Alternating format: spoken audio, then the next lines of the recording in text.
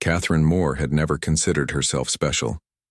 Born in a small town in the Midwest, she had grown up with simple dreams and modest hopes. Now, at 35, she lived in a world of luxury that sometimes felt like a beautiful prison. Her husband, Ethan Moore, was one of the richest men on Earth. He had built his wealth with breakthroughs in quantum computing and space mining technologies. While Catherine enjoyed their comfortable life together, she often missed the realness of her past life. The invitation arrived on a Tuesday morning. Catherine was enjoying her coffee on the eastern terrace of their mansion, watching the sunrise paint the sky in shades of pink and gold. One of the house staff approached with a silver tray holding a single envelope. "This just arrived for you, Mrs. Moore," the young woman said with a slight bow. Catherine thanked her and picked up the envelope. It was made of thick, expensive paper with her name written in shimmering ink that seemed to change colors in the light. This was unusual. Most invitations came addressed to both her and Ethan, or just to him. She opened it carefully and removed a card that projected a small hologram when exposed to light.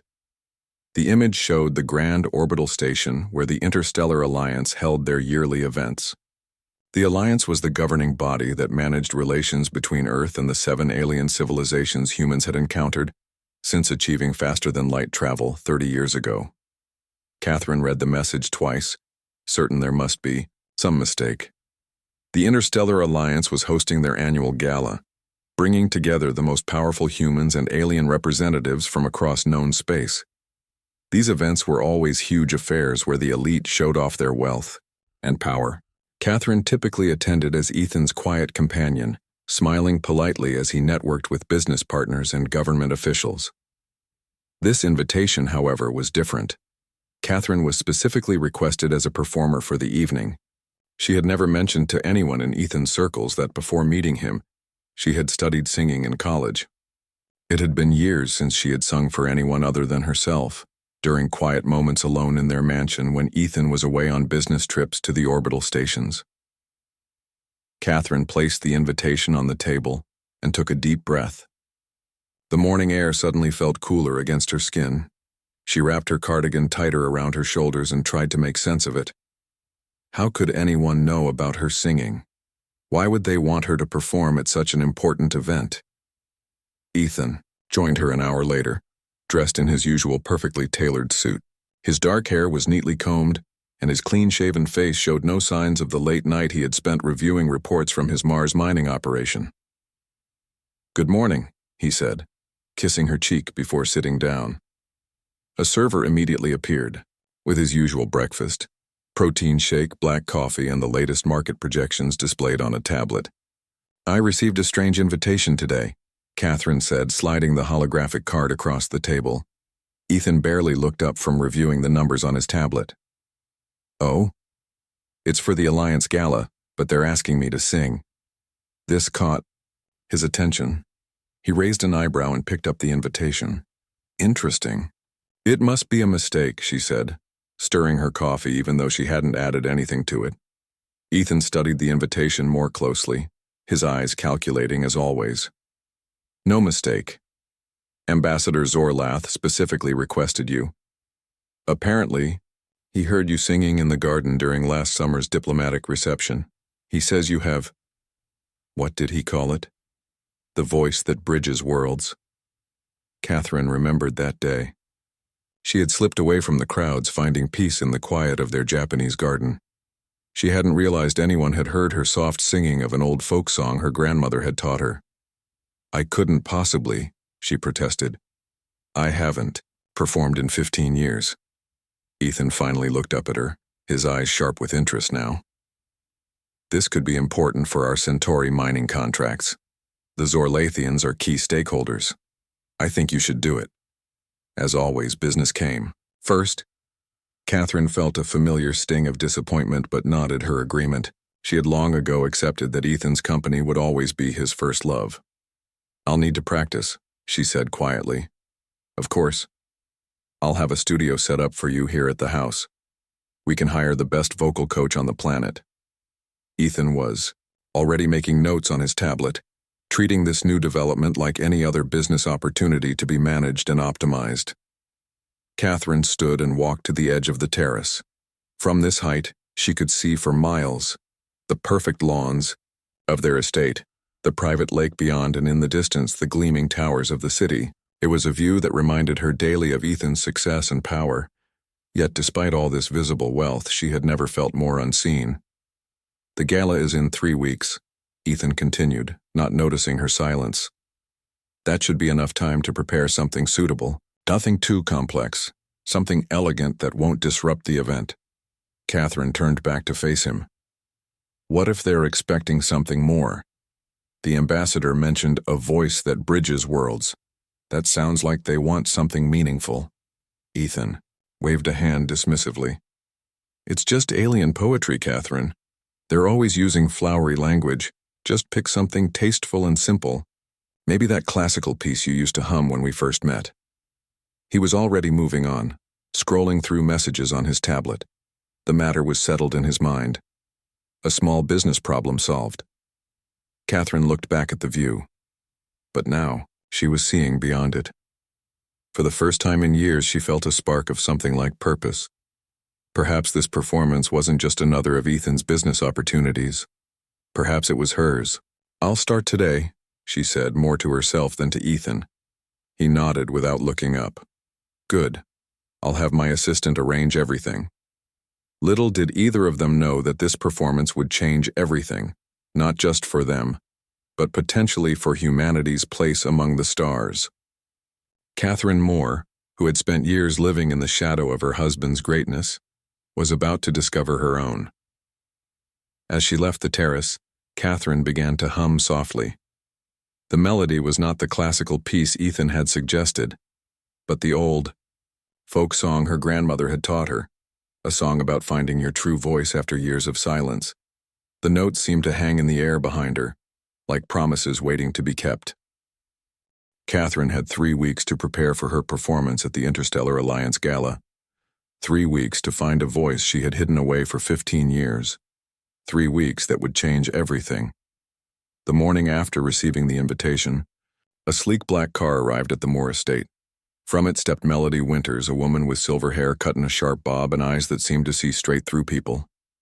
She was the most sought-after vocal coach on earth, known for training performers who sang for presidents and royalty. Catherine greeted her in the newly constructed music studio Ethan had ordered built overnight. "Mrs. Moore," Melody said, looking around the state-of-the-art space with its perfect acoustics and top-of-the-line equipment.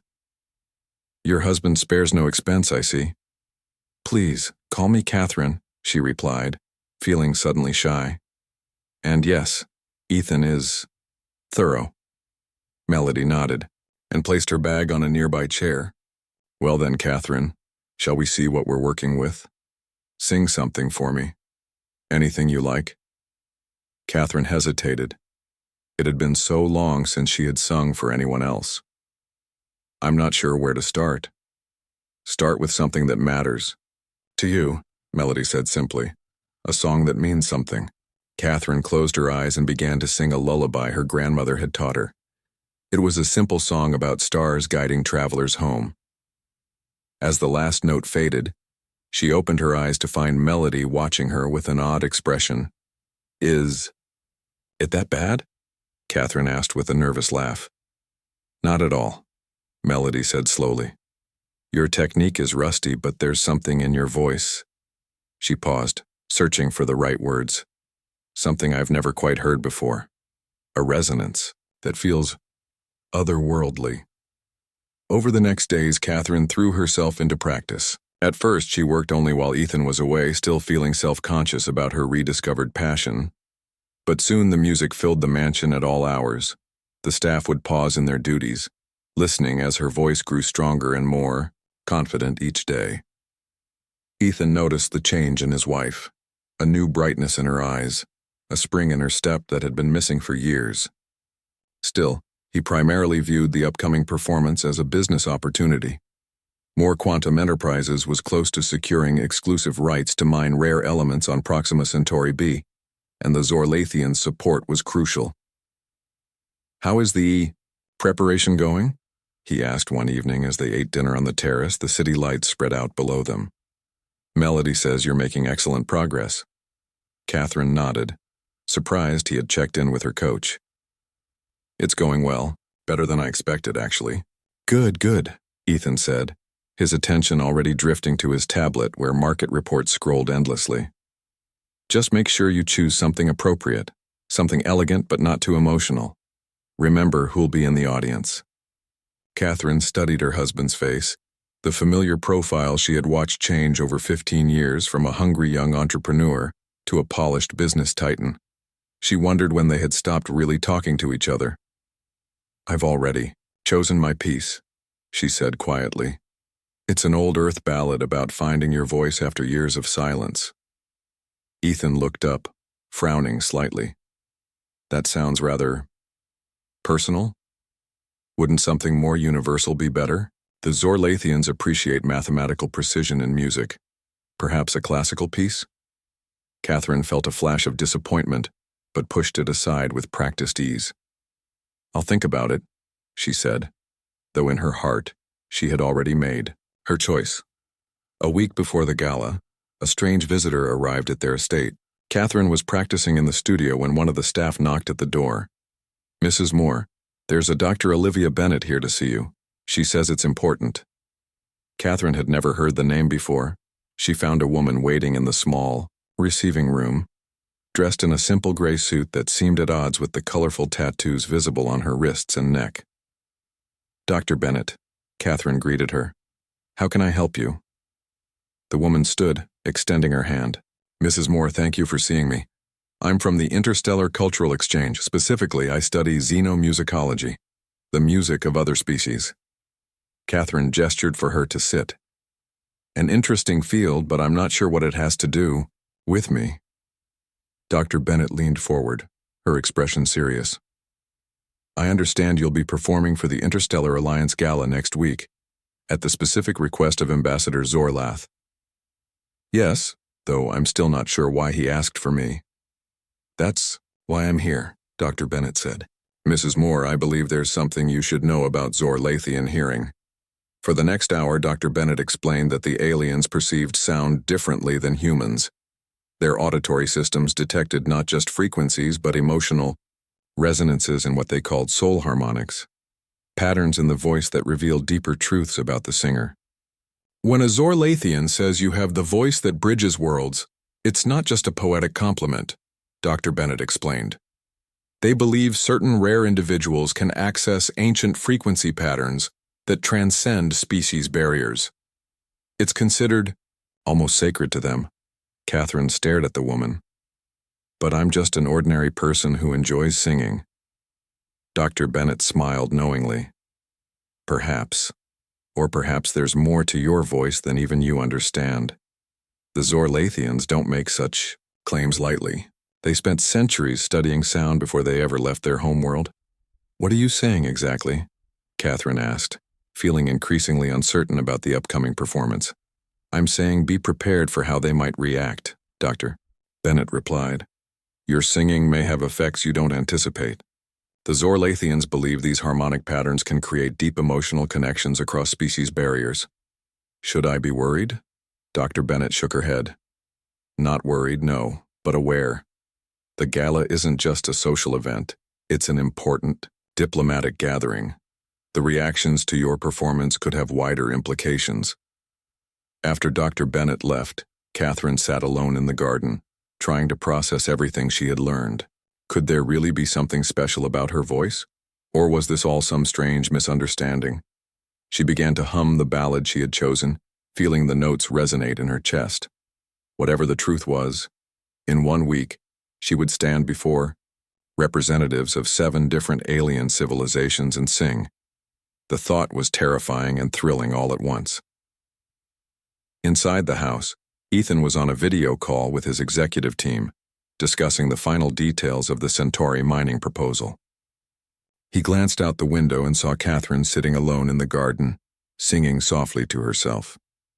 For a brief moment he felt a pang of something like regret, though he couldn't have said exactly why. He turned back to the call, pushing the feeling aside. There would be time for personal matters after the business was settled. There was always more time later. Or so he believed. The night of the gala arrived with all the grandness one would expect from humanity's biggest space event.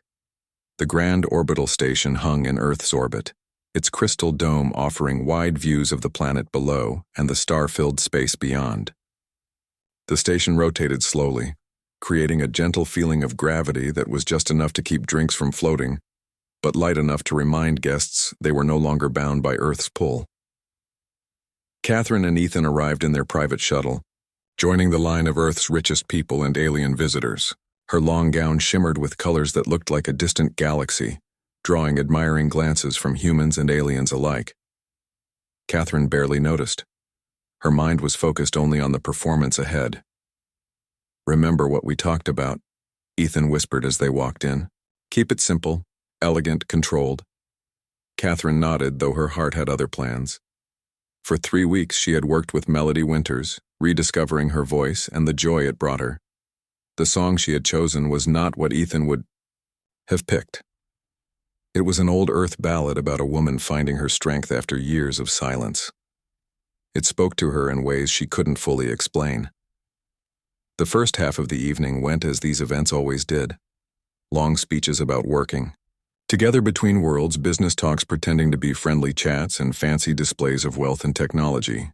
Throughout it all, Catherine noticed the Zorlathian ambassador watching her with his large, color-changing eyes that seemed to see more than what was visible.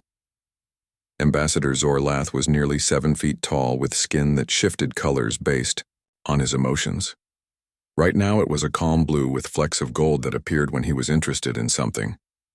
He wore the formal robes of his people, flowing fabric made from materials not found on Earth that seemed to move even when he was still. When it was finally time for her performance, Catherine took her place in the center of the room. The small orchestra began to play the opening notes of her chosen song, and as the familiar melody surrounded her, Catherine closed her eyes. In that moment, something extraordinary happened. Instead of the careful, perfect performance she had practiced, Catherine found herself singing from a place of pure feeling. Her voice carried notes of longing, joy, and deep human strength that went beyond the fancy setting. The reaction was immediate. The Zorlathians, usually stiff and formal, began to glow softly, their way of showing deep emotions. Other aliens went quiet, some closing their eyes as if lost in the music. From his place at the front table, Ethan watched in shock. This was not the polished society wife performance he had expected. This was raw, powerful, and completely captivating. For the first time, he was seeing his wife not as an addition to his success, but as a force of her own. As Catherine's voice rose for the final high notes, something never seen before happened. The Zorlathian ambassador stood, his skin pulsing, with light and began to sing with her, adding alien tones that somehow perfectly matched her human voice. One by one, other alien representatives joined, creating an unexpected space chorus that left the human audience in stunned silence. When the last note faded, there was a moment of complete stillness before the entire room erupted in applause. Catherine opened her eyes to see not just appreciation, but something like reverence on many faces, human and alien alike. She looked for Ethan in the crowd. His expression was one she had never seen before, shock mixed with something that looked almost like fear. As the applause continued, Ambassador Zorlath approached her, his skin now glowing with a bright purple light that indicated deep respect in his culture. "Mrs. Moore," he said, his translator working to convert his musical language to English, "what you have shared with us tonight is beyond words in any tongue." Catherine smiled, still overwhelmed by what had just happened. "Thank you, Ambassador. I'm glad you enjoyed it." "Enjoyed?" The ambassador's skin rippled with blue waves. "No, Mrs. Moore. What you have done is far more significant. You have accessed the harmony patterns, the sound structures that connect all thinking beings across the stars. It is a rare gift, even among my people who study sound for centuries." Before Catherine could respond, other aliens surrounded her, many trying to speak in their own languages rather than through translators, as if her song had created a more direct connection than technology could provide. Ethan tried to reach her side, but was politely but firmly kept back by a group of tall, thin aliens with 4 arms each. They were representatives of the Galactic Cultural Council, though Ethan didn't know this at the time. "Mrs. Moore," said one of the 4 armed beings, "we must speak with you privately. What has happened here tonight has implications beyond this gathering." Catherine looked over at Ethan, who was now engaged in what appeared to be a serious conversation with a Zorlathian cultural officer. Her husband looked unusually unsettled. "Of course," she said to the alien. "But perhaps my husband should join us?" The alien's large eyes blinked slowly. "In time. But first there are things you must understand about your gift. Things that concern you alone." Catherine was led to a small meeting room off the main hall. Inside waited a diverse group of beings, from at least a dozen different worlds. Dr. Olivia Bennett was there too, the xenomusicologist who had visited Catherine a week earlier to explain how Zorlathians heard music differently than humans. "I told you they might react strongly, Doctor," Bennett said with a smile. "But even I didn't expect this." "Expect what?" Catherine asked, still trying to process everything that had happened. "I just sang a song." A tall, almost transparent being stepped forward. It had no visible mouth, yet its voice filled the room like gentle wind chimes. "You did. Far more than sing, Catherine Moore of Earth," it said. "You activated harmonic patterns that exist across species boundaries, sound frequencies that connect with the basic structures of thinking minds across the galaxy." "I don't understand," Catherine said, taking a seat as her legs suddenly felt weak. Dr. Bennett sat beside her. "What they're trying to say is that your voice somehow tapped into musical patterns that appear naturally in the songs of multiple species across space, despite having no contact with each other. It's like finding the same precise melody developed independently on 100 different worlds. In our histories," continued the transparent being, "those with this ability have served as bridges between different peoples. They can share emotional truths that go beyond language barriers and cultural differences." Another alien, this one looking somewhat like a large fox with scales instead of fur, spoke next. "Mrs. Moore, several worlds in the Orion Arm are close to conflict. Traditional talks have failed. We believe your gift might help prevent a war that could spread to Earth's sector." Catherine felt dizzy with what they were saying. "But I'm just Catherine, I'm not special." "That is where you are wrong," Ambassador Zorlath said as he entered the room. "Your view of yourself as simple or ordinary has nothing to do with the gifts you have. In fact, it may be your very connection to human experience that allows your voice to reach across the stars." Catherine sat in silence, trying to make sense of it all. For 15 years, she had been Ethan Moore's wife, living in his shadow, forgetting the dreams and talents she once had. Now aliens from across the galaxy were telling her she had a gift that could change the course of worlds. Outside in the main hall, Ethan was having his own moment of truth. A Zorlathian cultural officer had approached him with unexpected directness.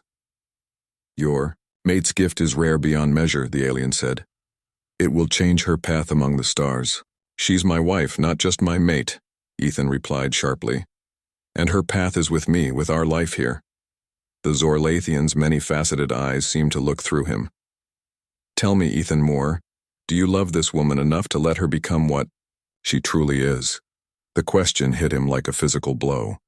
For the first time, Ethan recognized the golden cage he had built around not just Catherine, but himself as well.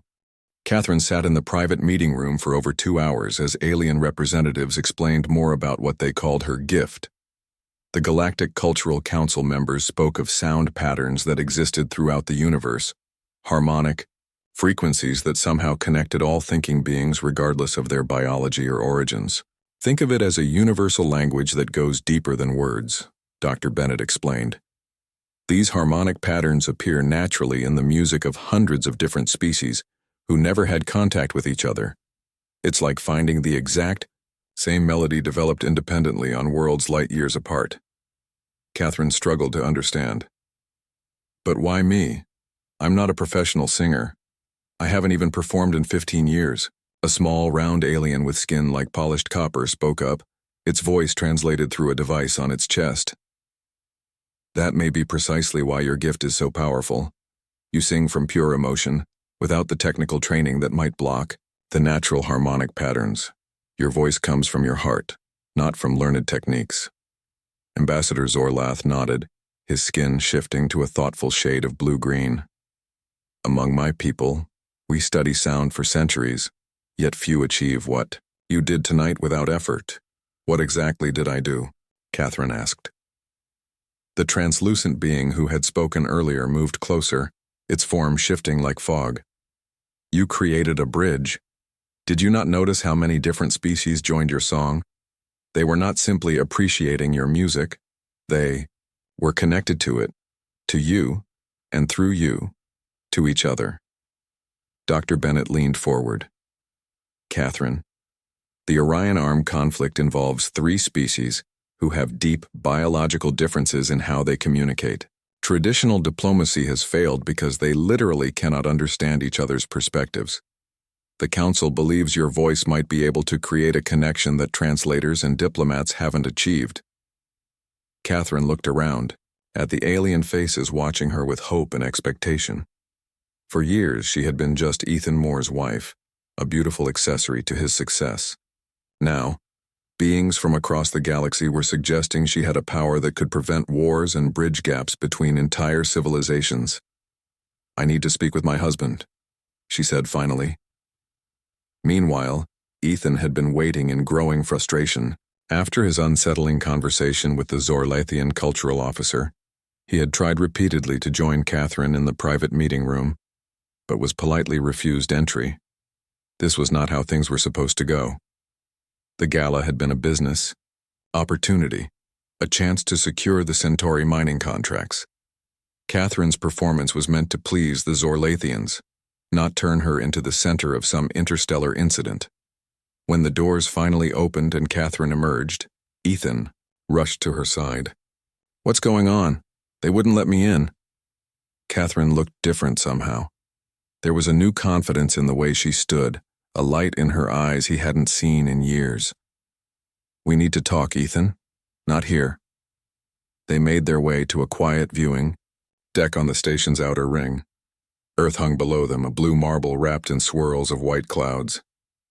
The sight usually filled Ethan with pride. His business empire stretched from that small planet to the mining operations on Mars and the research stations orbiting Jupiter. Tonight, however, the view only emphasized how small and distant his world suddenly seemed. They want me to join a diplomatic mission to the Orion Arm, Catherine said without preamble. There's a conflict brewing there between 3 species and they think I can help. Ethan stared at her. That's absurd. You're not a diplomat, I'm what, Ethan? Catherine's voice was quiet but firm. Your wife? Your companion at business events? The woman who decorates your mansion and smiles at your business partners? The words struck Ethan like small sharp stones. Was that really how he saw her? How she saw herself? Catherine, be reasonable. You sang one song. These aliens are obviously confused or overreacting. We'll thank them politely, accept their congratulations, and go home.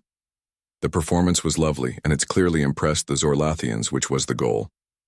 Catherine turned to look out at the stars. They explained what happened when I sang. They call it accessing the harmony patterns, sound frequencies that somehow connect with all thinking minds across different species. They say it's incredibly rare. Dr. Bennett, the xenomusicologist, confirmed it's real. She's been studying this phenomenon for years. Ethan ran a hand through his perfectly combed hair, disrupting it for the first time that evening. Even if that's true, it doesn't mean you need to rush off to the Orion Arm. You're not trained for any of this. They want to train me, Catherine said. The Zorlathians have offered to teach me how to control and direct the harmonics. The Galactic Cultural Council wants me to work with their diplomatic team. She turned to face him. Ethan, they're talking about preventing a war that could eventually spread to our sector. This is important. Our life together isn't important? Ethan asked, an edge entering his voice. Catherine reached out and took his hand. Of course it is. But for 15 years I've lived your life, Ethan. I've been the perfect corporate wife, the hostess, the silent partner. I forgot who I was before I met you. I forgot about my music, my dreams. I never asked you to give those up, Ethan said defensively. You never asked me to keep them either, Catherine replied gently. You built us a beautiful life, filled with luxury and comfort. But somewhere along the way, I became an extension of you instead of a person in my own right. Ethan looked down at their joined hands. He had always prided himself on giving Catherine everything: a mansion, staff, clothes, jewelry, trips to anywhere in the world. He had never considered that what she might want most was something he couldn't buy or build. So what happens now? He asked, his voice unusually uncertain. The council is sending a diplomatic team to the Orion Arm in 3 weeks. They've asked me to join them. Before that, Ambassador Zorlath has offered to begin my training in understanding and controlling the harmony patterns. 3 weeks, Ethan repeated. His mind, always quick with business decisions, seemed to be working in slow motion now. And after that? How long would you be gone? Catherine squeezed his hand. I don't know. They said the mission could last months. Ethan pulled his hand away and walked to the edge of the viewing deck. The stars stretched out before him, countless worlds he had never thought about. His focus had always been Earth, Mars, the mining colonies, places where money could be made, power expanded. He had never considered what might exist beyond the reach of his business empire. I need to think, he said finally. Catherine nodded. So do I. But Ethan, for the first time in years, I feel like I've found something that's truly mine. Something I can do that matters not because I'm your wife, but because of who I am. As they stood in silence looking out at the vastness of space, both knew that something fundamental had changed between them. Catherine's song had not only bridged worlds among the stars, it had revealed the growing distance between her world and Ethan's. The next 2 days passed in a strange silence between Catherine and Ethan. They returned to their mansion on Earth, but the familiar spaces now felt different somehow. Catherine spent hours in the music studio Ethan had built for her, sometimes singing, sometimes just sitting in thought. Ethan buried himself in work, taking call after call in his office and barely emerging except to sleep. On the morning of the 3rd day, Catherine found herself in the Japanese garden where Ambassador Zorlath had first heard her singing almost a year ago. The early sunlight filtered through the cherry trees, casting dappled shadows on the stone path. She sat on a bench near the small pond, watching the colorful fish swim in lazy circles. This garden had always been her favorite place on the estate, a quiet corner where she could escape the pressure of being Mrs. Ethan Moore. Now it seemed like a symbol of the beautiful but confined life she had accepted for 15 years. The sound of footsteps on the stone path made her look up. Ethan approached, looking unusually casual in jeans and a simple shirt. His hair wasn't perfectly styled as usual, and he hadn't shaved. He looked more like the young entrepreneur she had fallen in love with than the polished billionaire he had become. "May I join you?" he asked, his voice softer than she was used to hearing. Catherine nodded, and he sat beside her on the bench. For a while, they just watched the fish together. "I've been thinking," Ethan finally said. "Actually, I've been doing nothing but thinking for the past 2 days." Catherine waited, giving him space to continue. "I built all of this," he gestured around them, indicating not just the garden but the entire estate, the company, their life together. "Because I thought it would make us happy." "Make you happy?" "It did," Catherine said gently. "For a long time it did." Ethan picked up a small stone and rolled it between his fingers. "But somewhere along the way, I stopped asking what you wanted. I just assumed I knew." "We both did," Catherine admitted. "I stopped asking myself that question too." Ethan nodded slowly.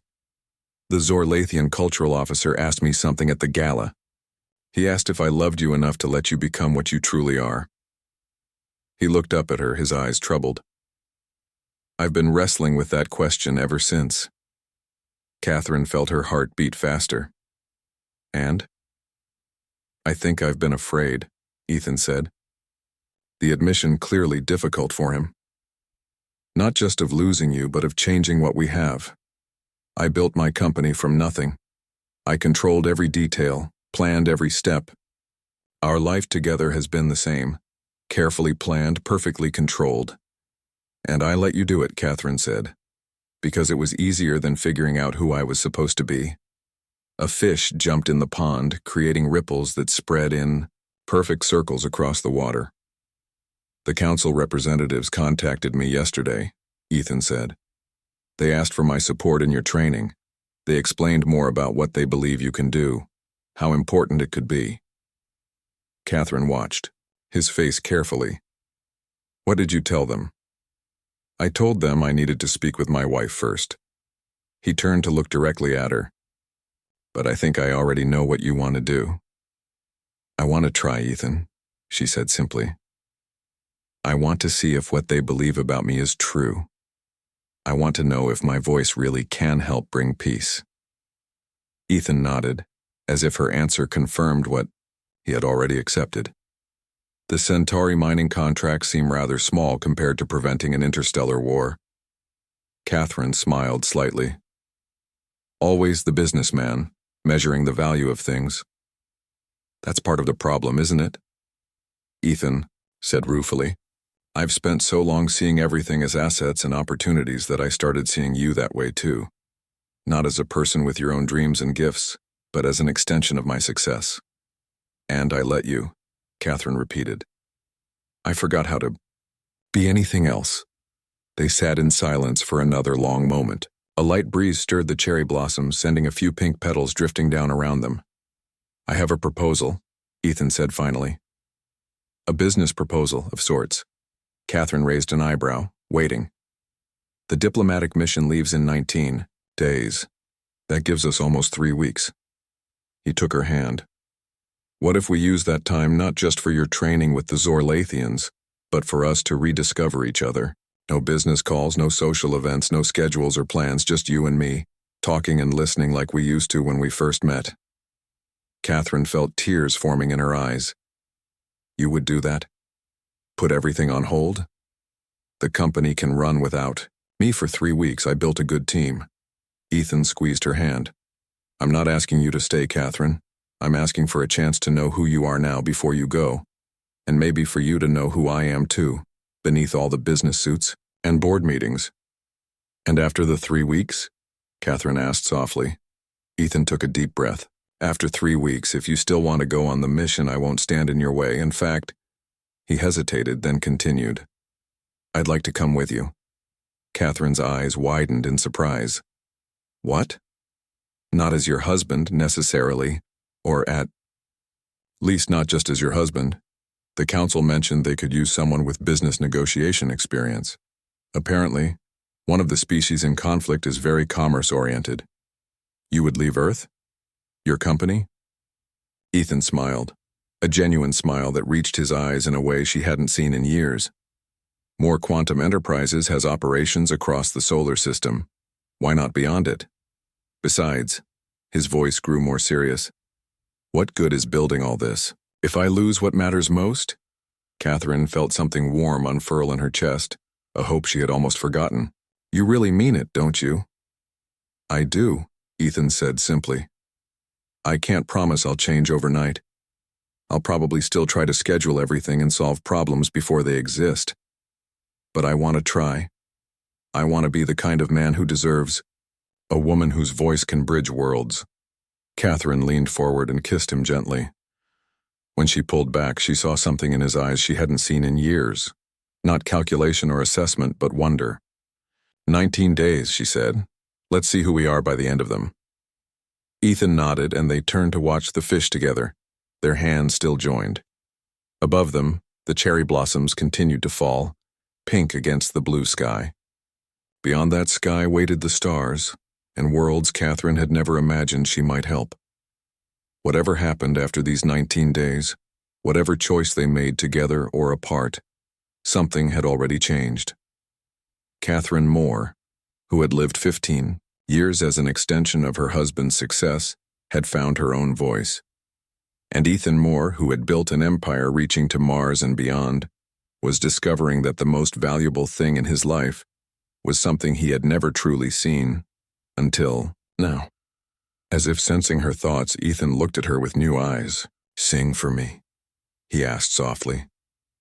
Not for business or aliens or harmony patterns, just for us, here in this garden. Catherine smiled and began to sing, her voice rising clear and true in the morning air. This time it was Ethan who closed his eyes to listen, truly listen to the woman he had married but was only now beginning to know.